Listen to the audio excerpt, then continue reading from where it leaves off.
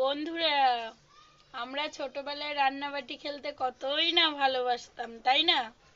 আমার মতো এমন রান্নাবাটি অনেক মেয়েরা খেলেছে, কিংবা যখন ছোট ছিল সব ছেলেরাও খেলেছে।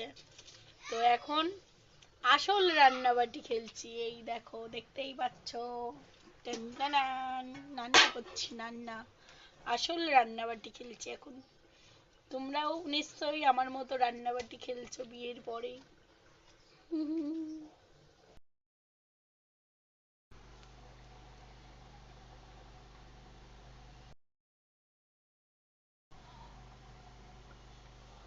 এই যে ভাত ফুটছে। উফ, এই যে হবে পেঁয়াজের কালি দিয়ে আলু দিয়ে ভাজা। এই যে পেঁয়াজে কালি দিয়ে আলু দিয়ে ভাজা হবে বন্ধুরা।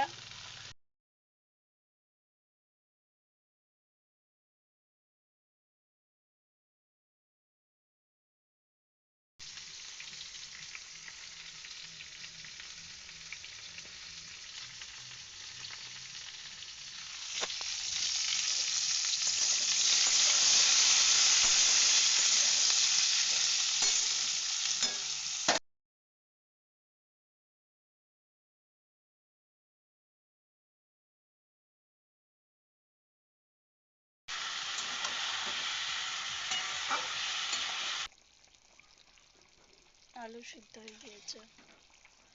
দেখি তো বন্ধুরা কচুটা সিদ্ধ হয়েছে কিনা। এটা হলো কচু। কচু সিদ্ধ হয়ে গিয়েছে। তো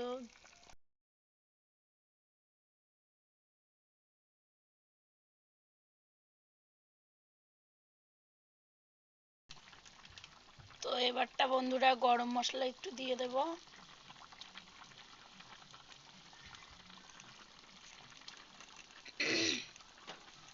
তো দেখতে পাচ্ছ গরম মশলাটা আমি দিয়ে দিয়েছি।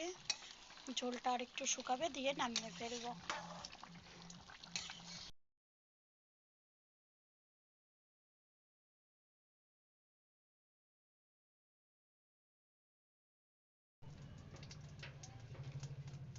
এই যে দেখতে পাচ্ছ বন্ধুরা, এবার ঝোলটা আমি একটু সাঁতলিয়ে দেবো।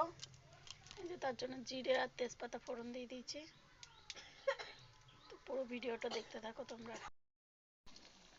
তো এই যে বন্ধুরা, আমি ঝোলটা সাঁতলিয়ে দিচ্ছি, আর ঝোলটা অনেকটা শুকিয়ে ফেলবো।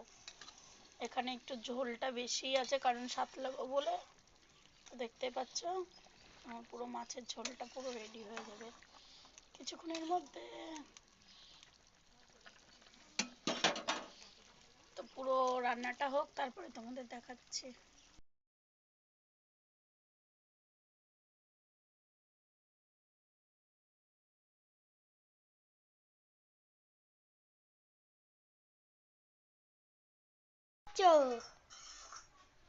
এই যে ভাত খাচ্ছি।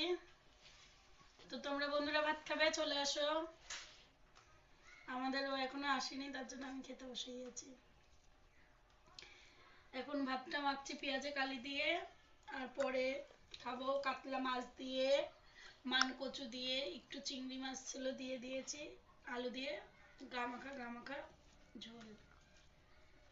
দেখা রক্তিম। এই যে আমি আর আমার ছেলে খেতে বসেছি। ঠিক আছে, করলাম।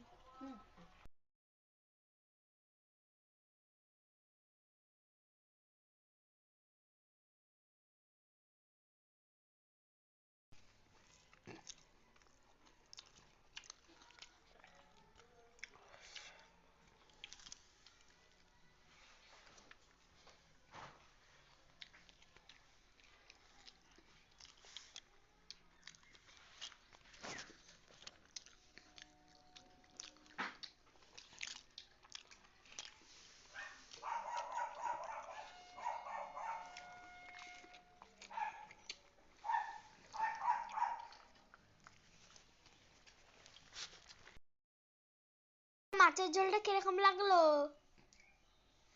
দারুণ। আপনারা খেয়ে দেখবেন বন্ধুরা বাড়িতে, খুব সুন্দর লাগবে। আর কচুটা এত সুন্দর মোমের মতো গলে গিয়েছে, আর একটু গলা ধরিনি। দেখো কচুটা কেমন গলেছে, এ দেখো এটা মান কচু, সুন্দর গলেছে।